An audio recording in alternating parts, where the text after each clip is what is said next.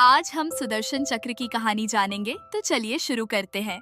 बहुत समय पहले की बात है, जब राक्षसों का अत्याचार चरम सीमा पर था। उनके भय से कोई भी धार्मिक कार्य करना कठिन हो गया था। राक्षसों ने न केवल पृथ्वी पर बल्कि स्वर्ग पर भी अपना अधिकार जमाने का प्रयास शुरू कर दिया था।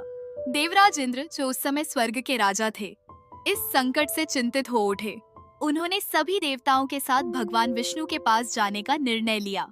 देवताओं ने भगवान विष्णु से प्रार्थना की, हे प्रभु, हम राक्षसों के प्रकोप से त्रस्त हैं। कृपया हमें इस समस्या से मुक्ति दिलाइए। भगवान विष्णु ने उनकी विनती सुनी और सोचा कि इस समस्या का समाधान केवल भगवान शिव ही कर सकते हैं। विष्णु जी, जो स्वयं महादेव के बड़े भक्त थे, ने इस संकट को समाप्त करने के लिए भगवान शिव की तपस्या करने का निर्णय लिया। वह हिमालय की बर्फीली चोटियों पर चले गए और शिव जी की कठोर तपस्या करने लगे।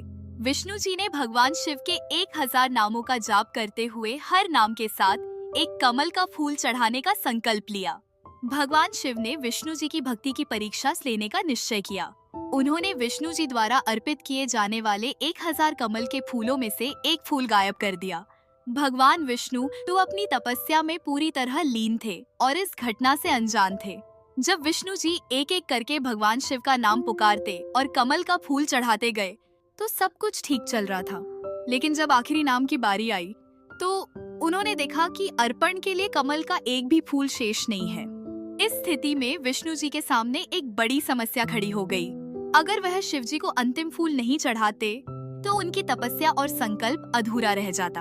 उन्होंने विचार किया और अंततः एक अद्वितीय निर्णय लिया।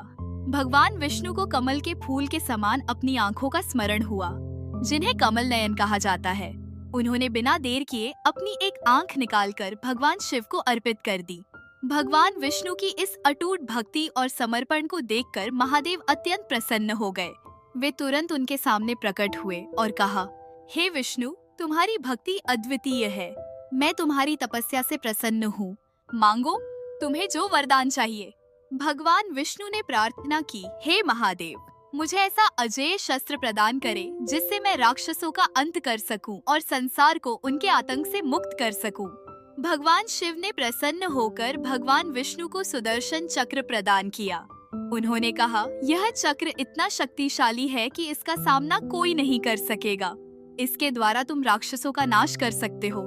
सुदर्शन चक्र प्राप्त करने के बाद भगवान विष्णु ने राक्षसों का संहार कर दिया। उनके इस प्रयास से धरती, स्वर्ग और देवताओं को राहत मिली।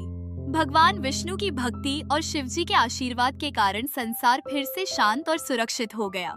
यह कहानी हमें सिखाती है कि सच्ची भक्ति और समर्पण से असंभव को भी संभव बनाया जा सकता है।